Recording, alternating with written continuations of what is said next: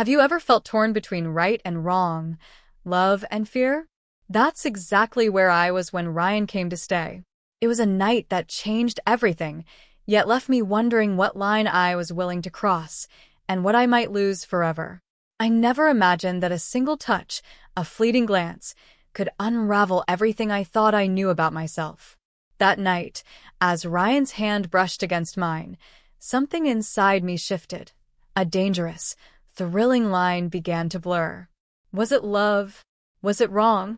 Or was it simply the moment I finally saw myself again through someone else's eyes? Stay with me because this night changed everything. Allow me to introduce myself. I am Sarah. I am in my 46th year of life. I have been in a new marriage for 2 years now. Without biological children, without pets, and without arms to embrace each morning.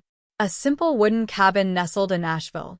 In this space, I cultivate lavender-hued tales as the afternoon sun drapes its warmth, all the while anticipating my husband's return from his journeys. This week, he has ventured to New York once more. And once more, I find myself home alone, as is often the case. That evening, I prepared dinner alone. Perfectly pan-seared salmon accompanied by a medley of roasted vegetables. Familiar fare, once more. Another familiar glass of white wine. I activated the familiar jazz playlist. Seated in the kitchen, enveloped in the soft, golden glow of the pendant lamp. It seemed as though I was trapped in a performance that had been endlessly replayed for the last 2 years. The gentle spouse who understands the art of solitude. At that moment, the doorbell chimed. I recoiled. The clock struck 8 in the evening. Who might arrive at this late hour? I cracked the door open just a bit. There stood Ryan, the son of my husband from his former marriage. At 25, he stood tall, his slightly tousled dark brown hair catching the light. A backpack rested over one shoulder, while a small rolling suitcase was firmly in hand. It has been almost 8 months since I last laid eyes on Ryan. He visited for lunch, accompanied by his father. Sarah. He spoke with a trace of uncertainty. I found myself on the road, making my way back from Raleigh. Midway through my journey, the car issued a warning. The roadside assistance was occupied. I found myself pondering the possibility of spending the night here. I paused for a moment before replying. Not that I was taken aback. In that fleeting moment, my heart raced with an unexpected thrill. I found myself in a state of bewilderment, unaware of the reasons behind it all. Step inside. I moved to the side. Craving a delightful beverage? Perhaps tea, wine, or a cozy cup of hot cocoa. Ryan spoke gently, a soft smile gracing his lips. If there remains any. I hesitated. I possessed a box of dark cocoa, notably low in sugar. The kind that was exclusively mine to savor. I found myself unable to remember ever bringing it up to anyone. You recalled that I was aware. I witnessed you create it previously. Each moment spent in solitary reading. A soft chuckle escaped my lips. A mere smile. In that moment, a gentle warmth began to unfurl within the depths of my chest. Ryan placed his suitcase on the ground, removed his coat, and settled onto the bench beside the window. The illumination within the dwelling exuded a comforting warmth. The jazz music lingered softly in the atmosphere. I poured cocoa for the two of us, presented him with a ceramic mug. As Ryan's hand grazed against mine, I couldn't help but flinch slightly. Not due to the chill in the air. Yet, that touch no longer carried the essence of the boy I once knew. He had matured to completion. There I was, a woman who believed she had outgrown the pangs of awkwardness, perched on the sofa, cradling a mug of cocoa with both hands as if it were a fragile treasure I might let slip away. Our conversation was sparse. Merely tales from the past. Early mornings filled with the pressure of impending deadlines and solitary dinners that stretch into the quiet night. Yet in the hushed moments that lingered, I sensed an ineffable presence, meandering with a cadence of rich cocoa. He gazed at me, lingering in the moment, as though he sought to grasp something deeper than the gentle facade I presented each day. And I turned away from that gaze. For fear that it might penetrate my heart, I worried I would lose sight of the role I was meant to embody. The clock struck 5:52 a.m. as I stirred from my slumber. Not due to the sound of an alarm, but rather the gentle glow filtering through the curtain, caressing my eyelids with its soft touch. Silence enveloped the house. The silence enveloped me, allowing the sound of my own breath to resonate in the stillness. Ryan found solace on the living room sofa, surrendering to the embrace of slumber. Before retiring for the night, I had set out a blanket and pillow, ensuring the heater was turned on to welcome me into a warm embrace. A simple yet genuine expression of warmth and welcome. Nothing further. Donning my robe, I strolled to the kitchen, preparing coffee as is my daily ritual. The grinder hummed to life. The aroma of Arabica permeated the air. Suddenly, the echo of footsteps filled the air. Gentle, leisurely. I pivoted. Ryan, clad in a white t-shirt, his tousled hair framing a face where eyes linger in the realm of slumber. "Have you risen with the dawn?" He spoke in a gentle, husky tone. "It's merely a habit," I responded, setting a second mug down on the counter. We faced one another, each positioned on opposite sides of the kitchen. Silence enveloped us, yet the atmosphere shifted profoundly. More delicate, inviting, and oddly ephemeral. "Do you still have that orchid on the porch?" Ryan inquired. I gave a slight nod. It has flirted with demise on several occasions, yet it persists in its return. He cast his gaze in my direction. Eyes that dance with mischief, yet radiate warmth. Similar to individuals. Indeed. I took a moment to stop. It was unclear whether it was the content of his words or the manner in which he delivered them that brought me to a halt. Such tranquility. Yet it felt as though he was reaching for something I hadn't dared to embrace in ages. We carried our coffee out to the porch. The sky had brightened. The sun had yet to rise, yet a gentle luminescence illuminated the fine mist that clung to the grass. Ryan perched in the wooden chair beside me, cradling his cup, his gaze wandering aimlessly. "Did you find rest in the embrace of slumber last night?" I inquired. He inclined his head in acknowledgement. "I did indeed. Yet, I found myself in the midst of an unusual dream." A chuckle escaped my lips. Which dream lacks a touch of the bizarre? Ryan remained silent. Then he spoke gently. "I dreamed I was sitting right here."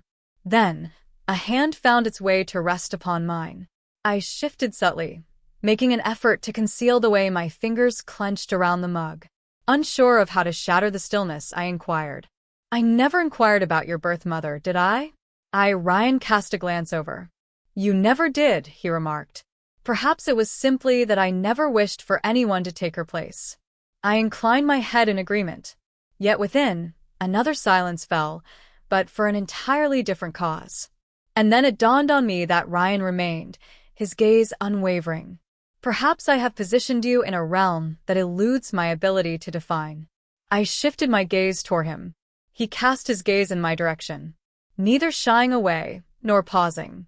A look imbued with sincerity, hinting at depths that transcend mere language. I ought to have turned my gaze elsewhere. I ought to have shifted the topic. This should have been clarified as a mere misunderstanding. Yet, I inquired gently in the dream, "Did she withdraw her hand?" Ryan gave a slight shake of his head. "Absolutely not. It was left behind, lingering in that spot." I remained silent. And somehow, the hand that lay upon my lap inched ever so slightly closer to his. A mere hint. Yet, it was sufficient that, should the wind have gusted with greater force, they could have reached out and made contact. Ryan cast his gaze downward. He remained silent. He leaned in, setting his coffee cup down on the table with a soft clink, then turned to me with a tenderness that caught me off guard, placing his warm hand over mine. I recoiled just a bit, yet I remained rooted in place. We lingered in that moment. Upon the wooden balcony, the wind whispers softly around us. The aroma of coffee lingers in the atmosphere. A serene pause in time. An intentional caress, laden with meaning. I kept my hand steady, and Ryan maintained his hold. Our hands rested together, gently, as though a single thought might pull them apart. Yet, neither of us made that choice. "Do you feel fear?" he inquired, his voice scarcely rising above a whisper. I hesitated before responding. Instead, I gazed out toward the backyard. The sunlight started to filter through the foliage. Naturally, fear grips me, I confessed. Yet, it is not this sensation that fills me with dread. Ryan inclined his head slightly. What is it that I fear? Perhaps I have become too accustomed to suppressing my emotions entirely. The atmosphere surrounding us grew dense, reminiscent of a moment frozen in time. The laughter had faded, leaving an air of solemnity in its wake. It was clear that no one was feigning ignorance about the situation. Ryan rose to his feet. I believed he would depart, yet he remained. He leaned down, retrieved the knit shawl I had carelessly draped over the armchair, and draped it over my shoulders with a tenderness akin to that of someone grasping a fragile treasure on the verge of slipping away. "You're getting cold," he remarked, his voice barely rising above a whisper, just enough for me to catch his words. I raised my gaze. His face hovered near, allowing me to catch the glimmer of light dancing in his eyes. Eyes that held the essence of youth and depth. No longer did he bear the resemblance of the boy who once lived next door, but instead, he embodied the essence of a man who stood fully engaged before me. "Ryan," I murmured gently. "I can't quite fathom your thoughts, yet I find myself almost 2 decades your senior." "I understand," he replied. "But since when does the heart adhere to the constraints of age?" I released a chuckle, not out of relief, but from the fear that if I didn't laugh, tears might spill instead. He settled beside me once more. "This moment draws near." And this time, rather than merely brushing against my hand, he grasped it firmly. Completely. Undoubtedly. I sensed my back tighten, akin to a string pulled to its limit. Every heartbeat resonated within my chest. "I believed you were merely a fleeting memory," I murmured, my gaze cast down upon the wooden floor. "And I," Ryan interjected, "have never forgotten that you were the first woman who made me feel truly seen without any effort on your part." I glanced in his direction. At that moment, the age difference was the furthest thing from my mind. I paid no mind to the opinions of others. My thoughts were far from his father. My mind was consumed by a singular thought. How much time had passed since anyone regarded me in such a way? Our lips had yet to meet. We had not embraced. We had not traversed any tangible boundary. Yet, on an emotional level, every barrier had already been transcended. Ryan lifted his hand, his palm brushing softly against my cheek. Cozy as a flame on a chilly night. "Are you truly present with me in this moment?" he inquired. I inclined my head in agreement, without a moment's doubt. "Fear not." A mere acknowledgement. Utterly candid. In that fleeting moment, with our foreheads softly touching, we lingered in a profound silence. Absent of lips. There is no warmth. Two souls, once adrift in solitude, now exhaling and inhaling in perfect harmony. A bond that required no label. In that instant, I realized that even if tomorrow were to elude me, I was undeniably, completely alive. Throughout that afternoon, we remained inseparable. Embrace is not permitted. Refrain from any kissing. Lines must remain uncrossed. We remained perfectly still. His hand clasped around mine. Our gazes intertwined. I completely lost track of time and realized I hadn't eaten a single thing since the morning hours. Hunger, much like any corporeal sensation, receded into the background, overshadowed by a subtle yet persistent fire smoldering within me. The strange feeling of being observed, if only for a fleeting moment. Ryan was the first to rise. He filled 2 glasses with water and offered me one. Silence enveloped him, yet his gaze inquired deeply. "Are you all right?" I grasped the glass firmly, with both hands. The glass exuded a chill. My palms radiated warmth. "I'm doing fine." I inclined my head gently. Never did I imagine that a midday could unfold in such a manner. Ryan settled back into his seat beside me, a single pillow placed between us. A silent pact lingers between 2 souls poised at the precipice, hesitant to take the final step into the unknown. "I don't want you to feel uneasy," he remarked. "Absolutely not." I shook my head in disbelief. I feel at ease. I fear I may become accustomed to the presence of another by my side. He paused in silence for a moment. Perhaps we ought to acclimate ourselves to it. I gazed at him, a gentle smile gracing my lips. Ryan had not spent much time in this house. A transient soul, lingering for a brief spell as the dorm undergoes its transformation. Yet, the manner in which he glided through the air, the way he grasped every subtle silence, every fleeting glance, every breath suspended in the stillness, conveyed to me that he had inhabited this space long before my arrival. Have you ever found yourself with someone? I asked, astonished by my own inquiry. Ryan let out a hearty laugh. Are you referring to someone akin to yourself? Negative. Someone who inspired you to linger a little longer. He hesitated, contemplating, then slowly shook his head. There have been individuals who brought joy into my life, yet none have ever given me the sense that I could cease my relentless pursuit. That line struck me like a frigid breeze cutting through my shirt. I averted my gaze, not out of shame, but in an effort to conceal the ache in my heart beneath the relentless midday sun. In that moment, I found myself asking, almost instinctively, if your father were to return tomorrow, how would you label everything that transpired last night, this morning, and right now? Ryan's gaze locked onto mine. Without a moment's doubt. I prefer not to assign a label to it. I would simply hold on to it, preserve that sensation. Beside you in silence, yet feeling utterly complete. I tightened my hold on the glass. The water had lost its coolness, yet that gaze lingered, sending a delightful shiver down my spine. This eludes a name for me. Then don't name it, Ryan remarked. Simply accept it. A prolonged hush ensued. I rose from my seat and made my way to the window, where the sun began to ignite the sky with its fiery glow. Ryan chose not to follow. He remained in his place, so near that I could catch the sound of his breath, just distant enough that I felt a sense of freedom. I murmured gently, my back still turned. Should this be the sole moment, would you find yourself filled with regret? No, he replied. Was this one time truly real? As the sun dipped below the horizon, an unexpected chill settled in the air. As I swung open the closet door, I retrieved an additional blanket from its depths. Ryan stood in the kitchen, preparing a dish with a grace that suggested the events of the day had barely touched us. He set 2 bowls of udon upon the table. A simple dinner awaits this evening. Fragrant ginger mingles with vibrant scallions, all brought together with a splash of soy sauce. Give it a go. It brings a comforting warmth to the belly.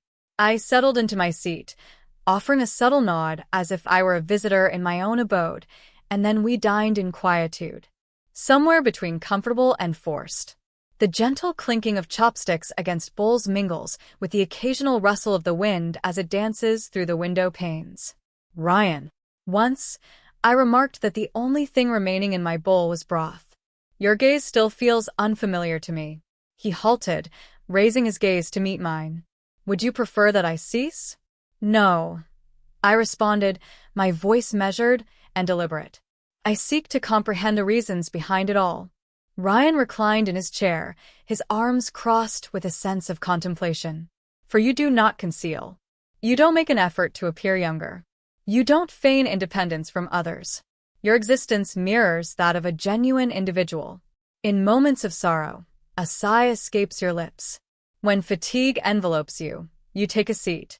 Your true beauty shines brightest when you embrace authenticity. I released a chuckle, not due to its humor, but because my heart had just quivered slightly. Throughout my life, I have yearned for the kind of love that embraces my true self. Yet now, the observer of this moment is a young man of 24 years, the son of my former husband. Isn't that a touch ironic? Ryan remained silent. He strolled over and took a seat next to me, neither near nor in contact, just close enough for me to catch the sound of his breath, yet still distant enough that I could convince myself I hadn't already allowed myself to feel something. We lingered in that moment beneath the soft illumination of a vintage desk lamp. After a moment's pause, Ryan tilted his head and inquired gently, Do you think some connections are destined to go nowhere, that they simply exist to be perfect in a fleeting instant? I incline my head in agreement. I do indeed. Yet, only a handful possess the clarity of mind to recognize the opportune moment to halt. And are you? Softly, yet not without its trials. I glanced in his direction. Our gazes intertwined. I'm uncertain, yet there is one thing I am sure of. If we don't pause tonight, come morning, we may find ourselves too loud to enjoy a simple cup of coffee together. Ryan wore a smile. Tonight, let us simply remain here together. Keep your hands to yourself. Nowhere to go. Simply take a seat. And behold one another. I inclined my head in agreement. We found ourselves nestled together, shoulders brushing in a kitchen infused with the lingering aroma of broth, on a night so chilly that it stirred a deep yearning for companionship. Yet, we opted to remain motionless. Neither of us uttered another word. There was no necessity for it. For it is in those seemingly mundane evenings, spent in the company of someone who ignites a spark within you at just the right moment, that memories are forged to last a lifetime. In the stillness of the night, I found myself roused from slumber. Not born from a nightmare. Not from the chill. A profound stillness enveloped me, awakening my senses, as if my very being yearned to linger in that serene moment just a bit longer. In the living room, the candle that Ryan had ignited continued to flicker softly. The aroma of cedarwood and vanilla wafted through the atmosphere, warm, gentle, and soothing, reminiscent of a classic jazz melody. I donned a sweater and ventured outside. Ryan remained there, slumbering peacefully on the sofa, his hand nestled beneath his head, resembling a pillow, while one shoulder lay exposed beneath the soft light of the blanket. I tenderly draped the blanket over him, ensuring he was warm and snug. It was an instinctual response. Then I settled onto the floor next to the sofa. Empty mind. Nothing on the agenda. A subtle longing to linger in close proximity for a while more. I gazed at him, his eyes shut, breaths calm and even. The once youthful face no longer stirred uncertainty within me as it had the night before. Indeed, it instilled in me a profound sense of maturity. I've matured to the point where I no longer allow a fleeting moment to transform into a source of regret for the days to come. I let my cheek gently touch the edge of the couch, close to where his hand had come to rest. Then I murmured, uncertain whether he could catch my words. My sincere gratitude for reminding me of my enduring femininity. Not a parent, not an ex-wife of someone, yet a complete human being, brimming with emotion, deserving of recognition, a voice, and the freedom to exist authentically. Ryan stirred ever so slightly, yet remained in the embrace of slumber. Rising silently, I filled a glass with water. As my hand grazed the glass, it dawned on me that not every spark must be pursued to its conclusion. Not every profound bond needs to evolve into a romantic relationship. Not every individual who rekindles your spirit is meant to remain in your life indefinitely. At times, merely being present at the opportune moment can mend the fragments of yourself you believed were forever gone. The following morning, I rose with the dawn, prepared my coffee, and embarked on the day as I always did. This time, a sense of lightness enveloped me from within. Ryan emerged from his room, his eyes heavy with sleep. "You've risen with the dawn." He offered a soft smile. "Are you upset with me at all?" I gently shook my head. "Indeed, I am aware of this. If we had ventured one step further last night, there would be nothing left to cling to today." Ryan inclined his head in acknowledgement. There is no dispute. Without remorse. It was merely that gaze in his eyes. Composed, serene, and with a touch of maturity. We savored our coffee. Chose not to mention the events that transpired. We just discussed acquiring a new flower vase and finally completing that documentary we both abandoned halfway through on Netflix. As he departed, I accompanied him to the threshold. There shall be no embraces. There are no guarantees. A single gentle gaze. It suffices to express my gratitude. To pause at the perfect instant. Not every intimacy needs to reach its fullest expression. Not every spark requires the label of love. There are moments when you are genuinely recognized, not for your age, your title, or your role, but for the authentic self you embody in the present. Those moments are sufficient. Even a single night such as that can serve as a poignant reminder that you remain a complete individual, brimming with genuine emotions and deserving of an authentic existence. Have you ever experienced a moment that caused you to stop and reflect, questioning whether this was indeed wrong? Or was it the inaugural moment I confronted my own truth?